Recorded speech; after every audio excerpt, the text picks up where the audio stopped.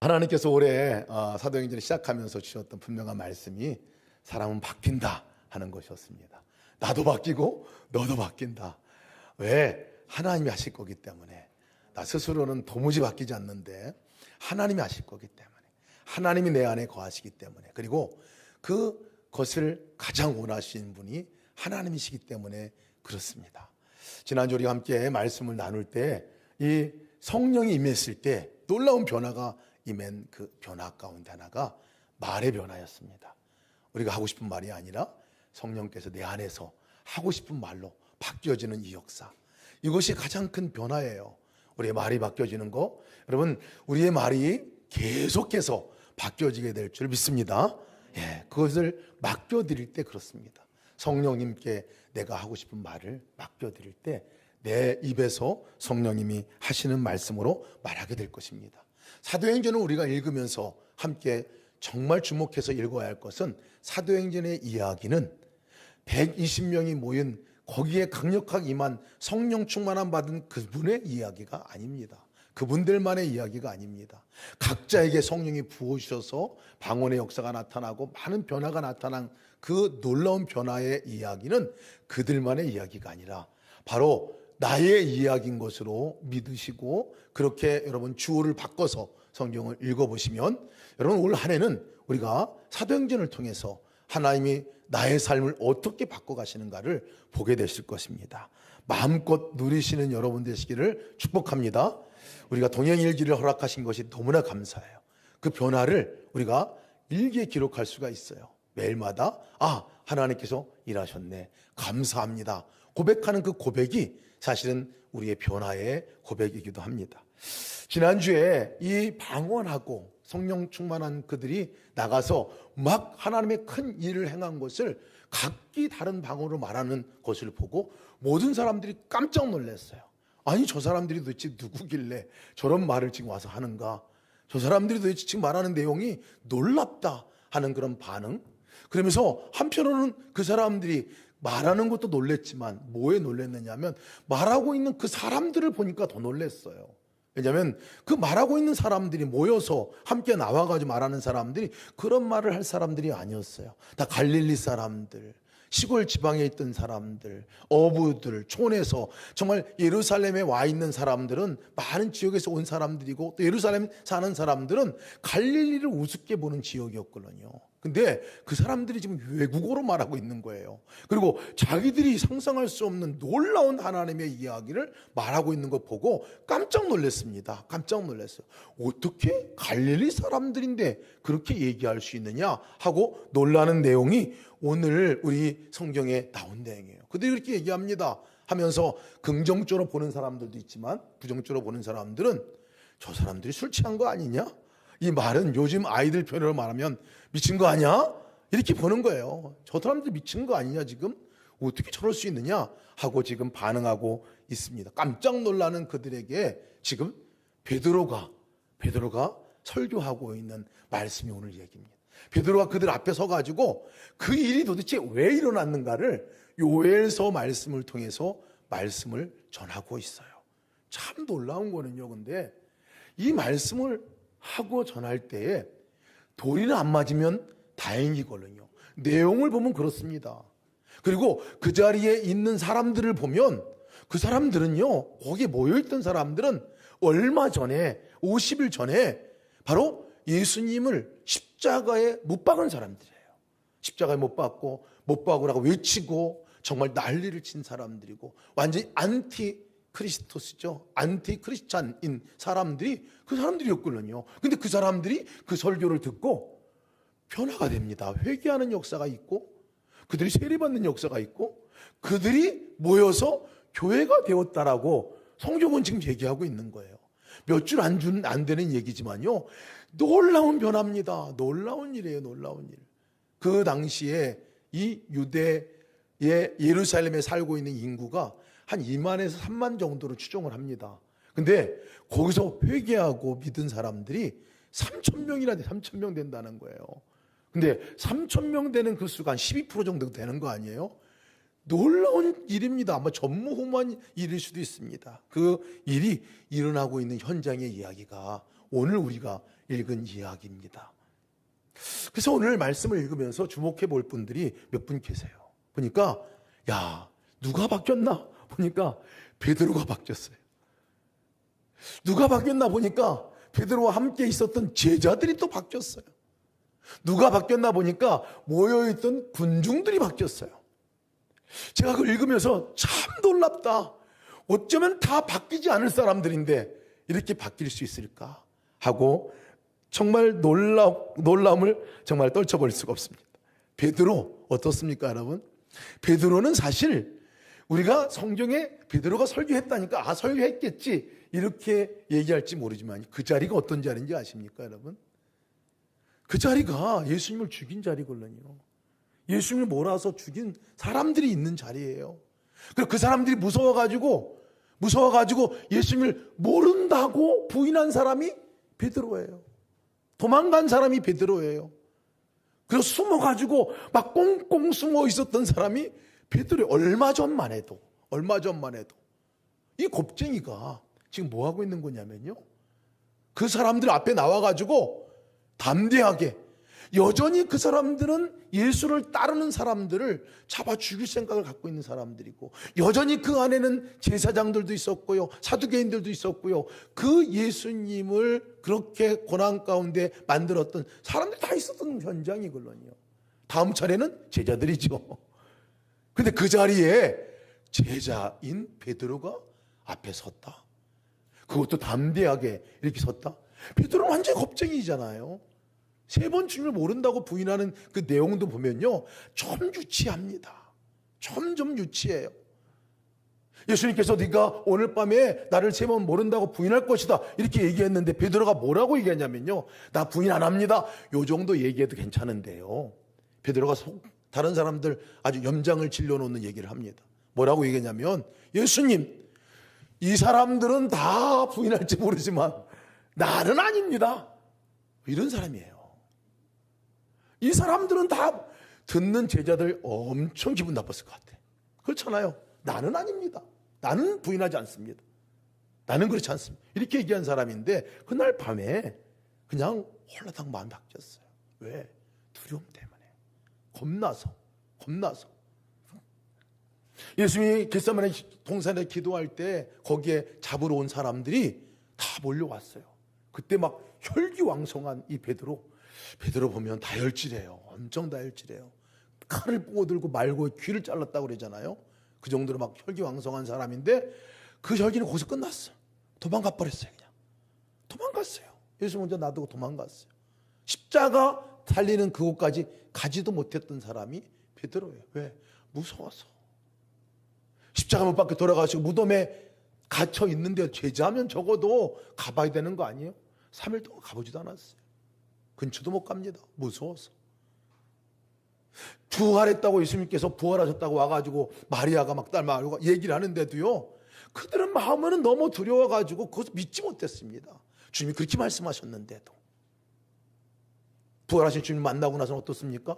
만나고 났으면 그 다음에 막 정말 이렇게 성령으로 충만한 것보다 진짜 살아계신 주님이 부활하셨는데 그분하고 함께 가가지고 뭐 난리를 피면서 뭐 할 것 같은데 갈릴리로 가버렸어요.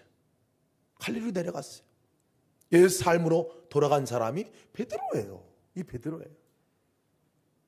어찌 보면 제자라고 말할 수도 없고, 어찌 보면 어떻게 그럴 수 있느냐, 인간적으로 볼 때도 그럴 수도 없을 것 같고, 그러나 한편으로는 또 이해가 됩니다. 그 마음의 두려움도 이해가 됩니다. 그 마음의 염려도 이해가 되는 사람입니다. 근데 이 베드로가 지금 바뀌었어요. 왜 바뀌었을까요, 여러분? 바뀐 게 변화해보면 딱 바뀐 이유가 없어요. 성령께서, 약속하신 성령께서 베드로 안에 영으로 임재하시고, 육체적으로 보이는 주님은 보이지 않지만 보이지 않는 주님이 그 안에 들어오셔서 함께 하심으로 완전히 바뀌었어요. 여전히 베드로는 두려움의 사람이고, 여전히 베드로는 두려움뿐만 아니라 부족한 사람이고, 여전히 베드로는 어부예요. 어부 출신이에요. 뭐 그렇게 썩 잘할 만한 말이 없는 사람이에요. 근데 성령이 임하시니, 주님이 함께 하시니 그 성령이 임재하시고 그분을 바라보고 주님이 하실 것에 대해서 자기가 권리를 포기하고 맡겨드리고 나니까 성령이 가서 나가 담대하게 말하기도 하시고 내용도 가르쳐 주셔. 무슨 내용을 말할지 내용도 가르쳐 주셔서 요엘의 말씀을 통해서 너무나 명쾌하게 그 일을 풀어주고 있어요. 지금 여러분, 놀라운 변화 아닙니까? 겁쟁이에서 담대한 사람으로 바뀌는 것은 베드로 스스로는 안 됩니다. 그러나 성령이 임하시면, 우리는 이미 성령이 임하신 사람이잖아요. 그 성령이 임한 우리가 그분으로 말미암아 담대히 나가게 될 줄을 믿습니다. 근데 베드로가 바뀐 거는 그렇지, 뭐 대표 선수니까 그럴 수 있겠다 생각이 드는데요. 제가 말씀을 읽다가 베드로 말고 그 주변에 있는 제자들이 놀랍게 바뀐 것을 봤어요. 놀랍게 바뀝니다. 14절 말씀이에요. 14절 말씀 보면 제가 한번 읽어드릴게요. 14절에 이렇게 말합니다. 베드로가 11사도와 함께 서서 소리 높여 이르되, 이렇게 말하고 있어요. 베드로가 11사도와 함께 소리 높여 이르되, 이 말씀이 그냥 쑥 지나갈 수 있는 말씀인데요, 여러분, 이것은 놀라운 사건입니다. 사건이에요. 왜냐하면 제자들과 베드로가 여러분 가까웠을까요? 갈등이 없었을까요? 이 예수님이 돌아가시고 부활하시고 그 과정에서요, 엄청난 갈등이 그들 안에 내재가 돼 있어요.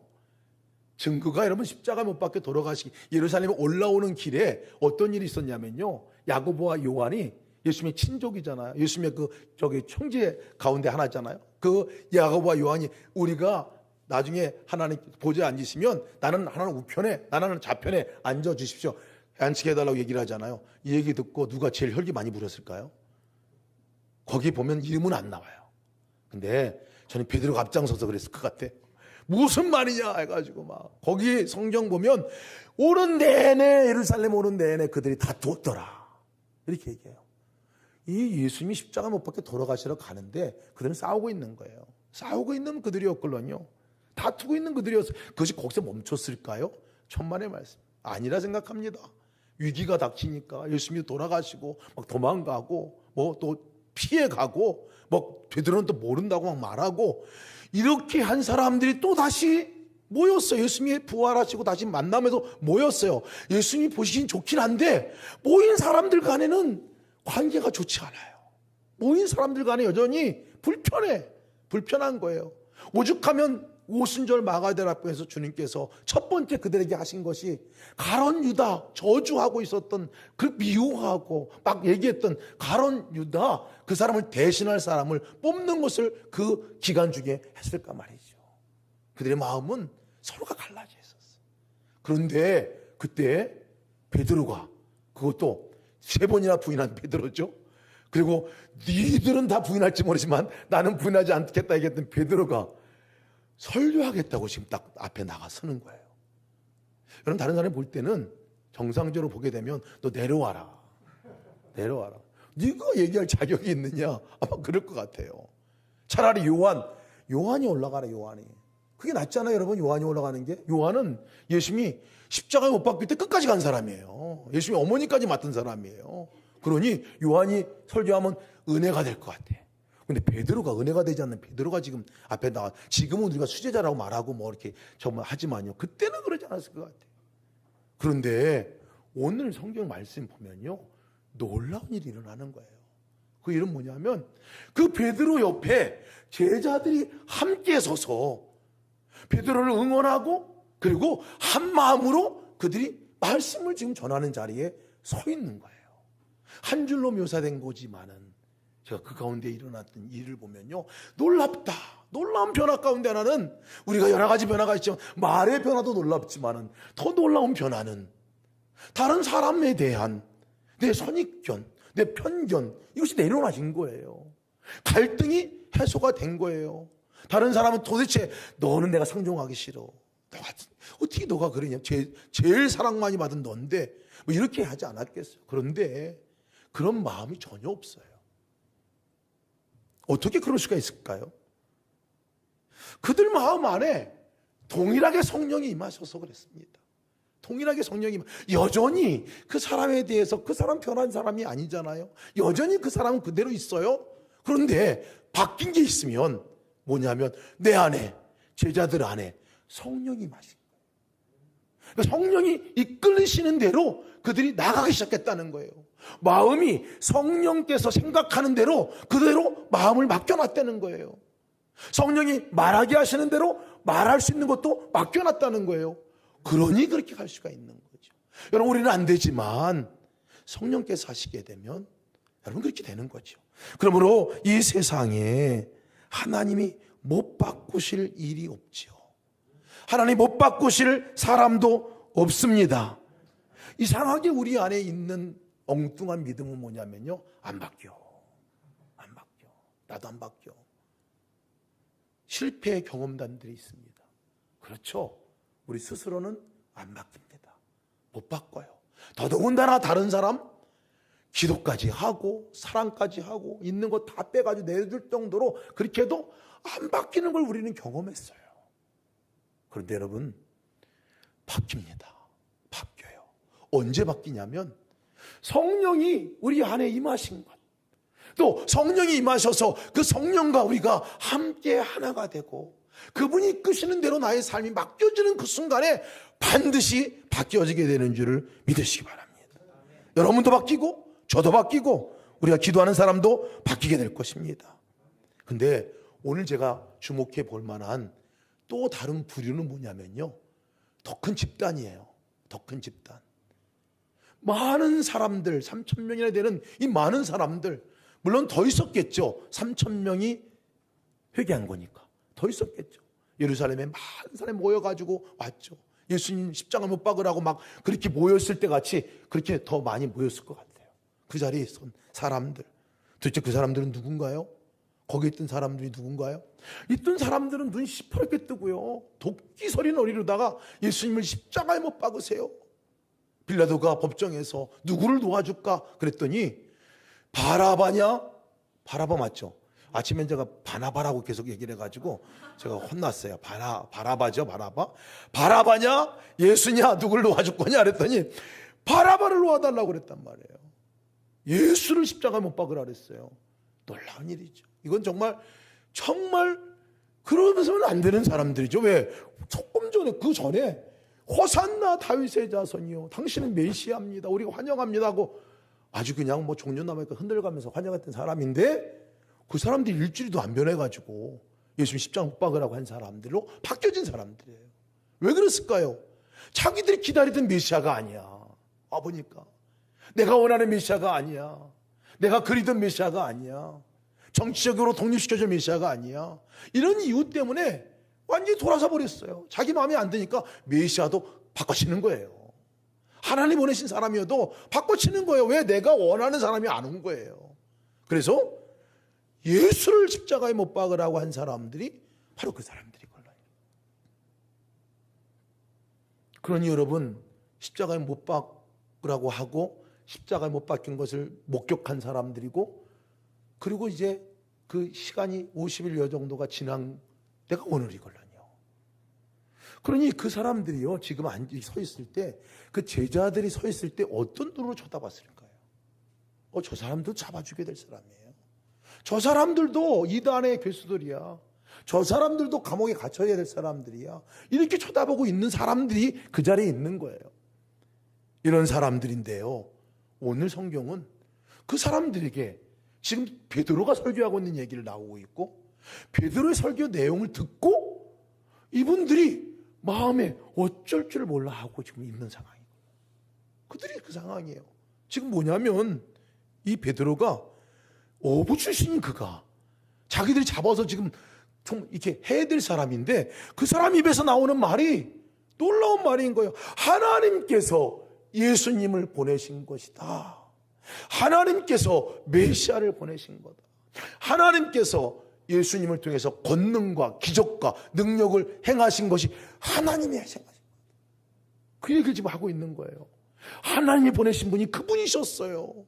근데 그분을, 하나님이 보내신 메시아를 당신들이 입맛에 맞지 않는다고 당신들이 십자가에 못 박고 죽인 그 일이 얼마 전에 있었던 일입니다. 그리고 당신들이 죽인 그 예수를 이 하나님께서 다시 살려주셨어요.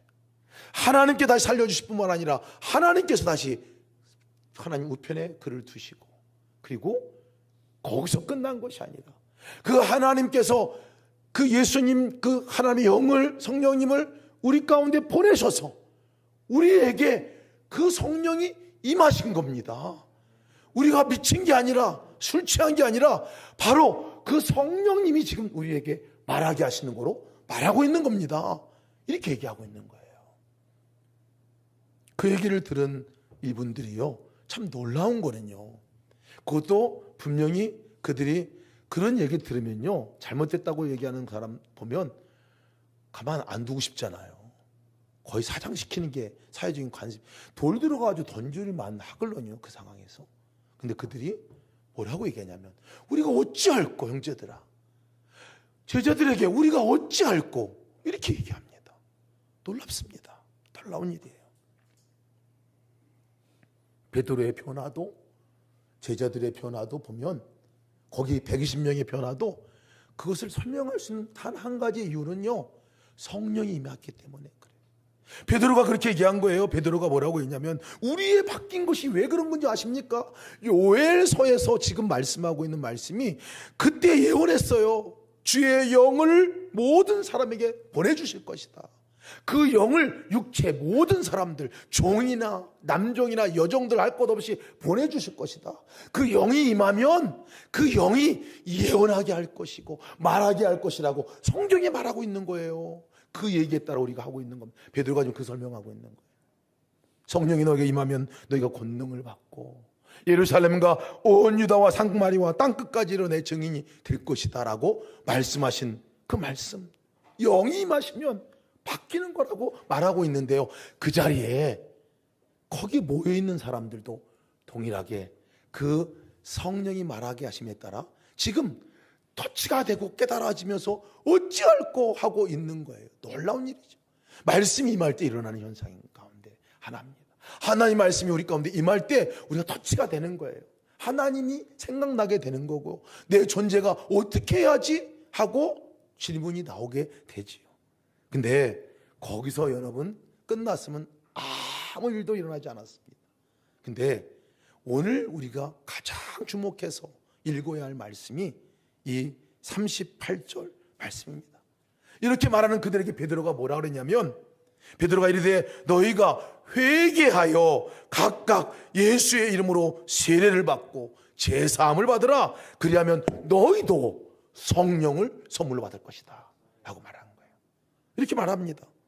회개하여 세례 받고 제사함을 받으라 라고 말합니다. 회개하라고 말하고 있는 거예요. 회개하라고 말하고 있는 거예요. 누구든지, 그 누구든지 회개하면 성령을 받을 것이다 라고 얘기하고 있는 거예요. 여러분, 베드로가 왜 이렇게 얘기할 수 있었을까요?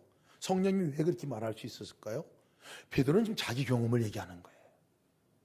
베드로는 자기가 경험한 걸 얘기를 하는 거예요. 예수님께서 성령이 임하실 때까지 너희가 기다리라 라고 얘기했잖아요. 그 기다리면서 베드로와 거기 있는 120명 문도들이 한 일이 뭐냐면요, 기다리면서 기도하고 그들이 있었는데, 기도하는 내용이 도대체 뭘까요?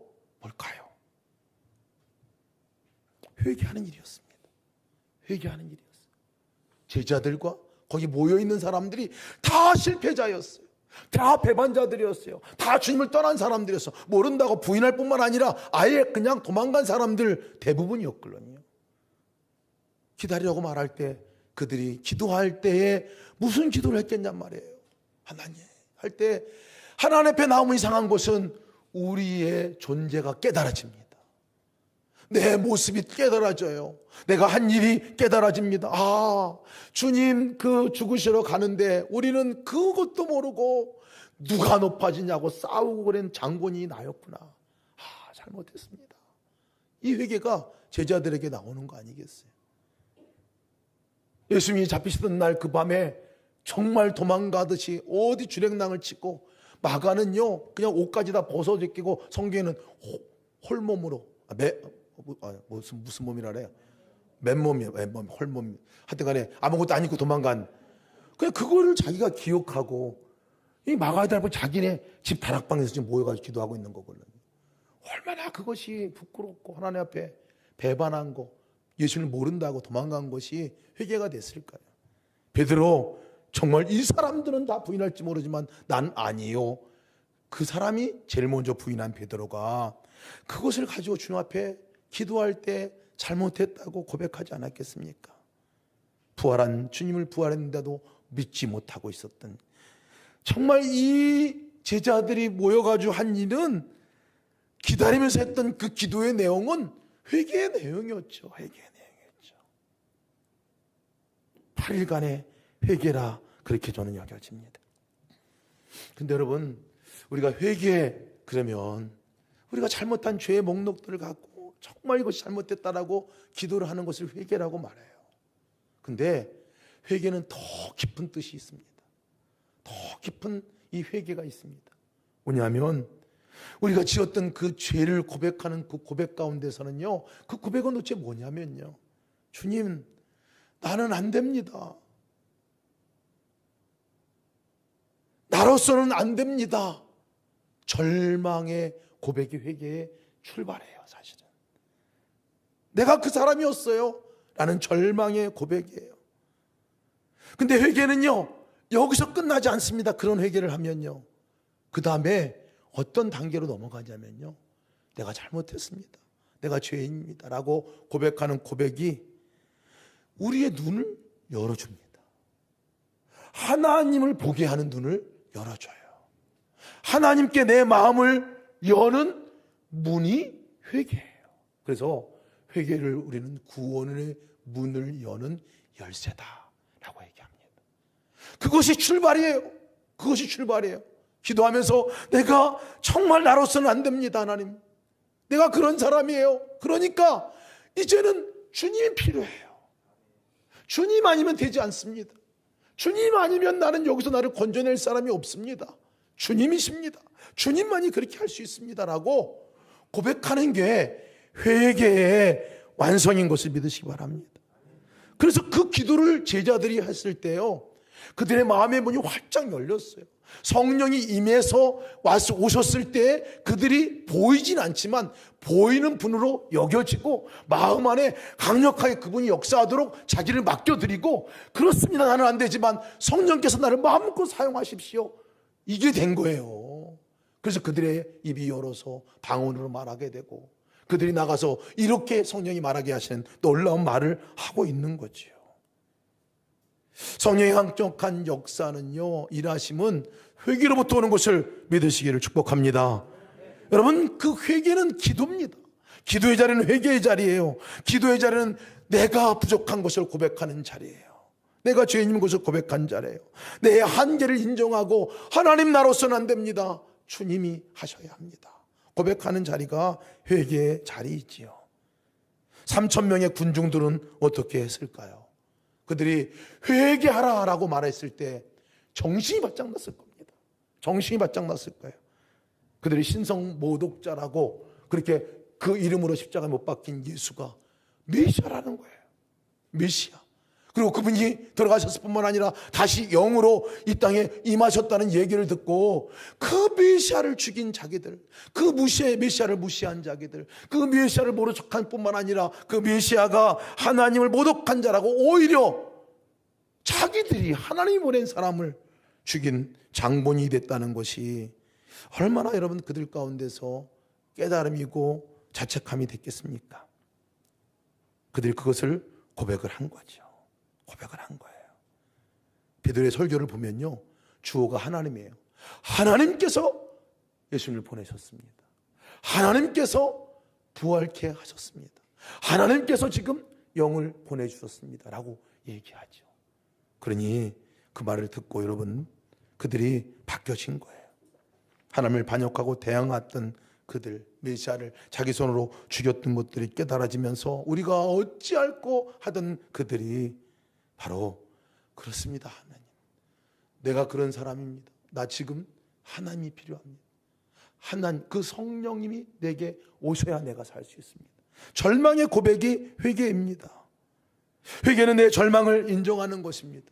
회개는 내 한계를 인정할 때에 일어나는 일입니다. 나의 연약함, 나의 죄성, 나의 한계를 처절하게 인정할 때 터져 나오는 것이 회개예요. 그냥 인정하는 자체가 회개입니다. 그리고 그것을 하나님께 아뢰드리는 것을 기도라고 말합니다. 하나님, 내가 벗어날 수 없는 중독으로부터, 갇혀있는 이곳으로부터, 벗어날 수 없는 이 구덩이로부터 내가 놓여져 있습니다. 나로서는 그것을 어떻게 극복할 수도 없습니다. 반복되는 죄 가운데 있는 그것으로부터 나는 벗어날 수 없습니다. 나는 그런 사람입니다. 절망 가운데 고백하는 것이 회개입니다. 그러니 나에게 주님이 필요합니다. 나에게 성령이 필요합니다. 내 안에 임하신 그분이 강력하게 일하셔야만 합니다. 주님, 그렇게 도와주세요. 이것이 회개라는 거예요.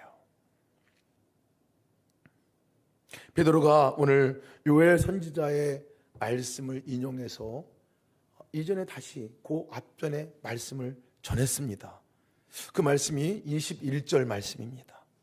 누구든지 주의 이름을 부르는 자는 구원을 얻으리라. 누구든지 주의 이름을 부르는 자는 구원을 얻으리라. 근데 여러분, 이 주의 이름을 부르는 자라는 그 의미나 회개한다는 의미나 같아요. 주의 이름을 부른다는 의미는 뭐냐면요, 여러분, 우리가 그냥 지나가는 강아지 이름 부르듯이 메리, 해피 뭐 이렇게 부르는 그 이름이 아니에요. 그냥 불러볼까 하고 부르는 단순한 이름이 아닌 거예요. 주의 이름을 부른다라는 이 의미 자체는요, 배경이 어떠냐면요, 제가 요엘서를 베드로가 인용해서 말씀한 거잖아요. 요엘서 1장 4절 말씀 보면 상황이 이런 상황입니다. 파충이가 남긴 것을 메뚜기가 먹고, 메뚜기가 남은 것을 느치가 먹고, 느치가 남긴 것을 황충이가 먹었도다. 도대체 무슨 말이냐면 먹을 게 아무것도 없다는 거예요. 모든 것을 다 잃었다는 거예요. 먹을 게, 여러분, 파충이가 남긴 걸 메뚜기가 먹고, 메뚜기가 남긴 것을 느치가 먹고, 아예 씨를 말려버리는 상황이 이스라엘 백성들이 직면한 상황이었어요. 절망입니다. 자기들이 할 수 있는 게 아무것도 없는 상황 가운데 있었습니다. 강군이 쳐들어와서 그 백성을 완전 제압하고 있는, 숨조차 쉴 수 없는 그런 상황이지요. 그때에 누구든지 주의 이름을 부르는 자는 구원을 얻으리라. 여기서 말하는 주의 이름이라고 하는 것은요, 오직 당신만이 구원자십니다. 오직 당신만이 살려줄 수 있는 분입니다. 오직 당신만이 나를 건져낼 수 있는 분입니다. 우리를 이곳으로부터 살려낼 수 있는 분은 오직 하나님 한 분이십니다. 주님, 하나님 부르는 부름이 주의 이름을 부르는 부름입니다. 요엘 선지자는 이렇게 말합니다. 2장 12절 14절에 여호와의 말씀에 너희는 이제라도 금식하고 울며 애통하고 마음을 다하여 내게로 돌아오라. 너희는 옷을 찢지 말고 마음을 찢고 너희 하나님께로 돌아오라 라고 말씀하셨어요. 돌아오는 거죠. 돌아오는 겁니다. 돌아오는 게 회개입니다. 돌아오는 게 회개예요. 다른 이름을 부르고 살았던 우리가 주의 이름을 부르는 거예요. 다른 것을 구원자로 삼고 알고 살았던 우리가 하나님이 우리의 구원자인 것을 고백하는 고백으로 바뀌어지는 거예요. 예수 그리스도, 나를 찾아와 주시고 지금 내 심령에 와 계신 그분만이 나를 구원해 줄 수 있는 분이라는 것을 깨닫고 그분에게 시선을 고정하고 그분의 이름을 부르고 그분과 함께 살아가는 삶을 시작하는 것이 회개라는 말입니다. 메타노에오, 반향이 전환되다, 이런 말이죠. 리턴입니다. 여러분의 삶이 반향이 하나님께 전환되시기를 주님의 이름으로 축복합니다. 이미 성령님이 임하셨어요. 정말 기억해야 될 얘기입니다. 초대교회 성도들은, 이전에 구약의 성도들은 성령이 와달라고 그토록 간구하고 기다리고 또 기다렸는데요, 우리는 어떤 세대를 살고 가고 있냐면 이미 성령님이 임하셨어요. 근데 여러분, 우리가 더 사실은 돌아오는 일들을 해야 합니다. 왜냐하면 와 계신데도 모른 척하고 내 안에 이미 임하셨는데도 없는 것 같이 혼자인 것 같이 살아가는 삶을 살고 있다면 돌아서야 합니다. 돌아서야 하죠. 그분이 계신 것을 믿고 그분의 이름을 부르고 그분만이 우리의 삶을 건져낼 수 있는 분이고 그분만이 나의 인격을 바꾸고 그분만이 나의 삶을 바꾸고 그럴 수 있는 분인 것을 우리가 믿고 그분과 함께 살아가는 삶을 살아가는 그 걸음을 옮겨놓는 것을 우리는 회개다라고 얘기를 하는 거예요. 회개하시는 여러분 되시기를 주의 이름으로 축복합니다. 회개하라. 회개하고 믿고 세례받고 제사함 받으면 성령이 선물로 받으리라. 성령을 선물로 받으리라. 이 말씀은 다시 풀어 말씀드리면 회개하고 주님을 향하여 내 죄를 자백할 뿐만 아니라 주님만이 소망인 것을 믿고 나가면 그 성령이 나를 이끌어 주실 것이고 나를 붙들어 주실 것이고 말하게 하실 것이고 건져내 주실 줄을 믿습니다. 우리 같이 동서로 기도하겠습니다.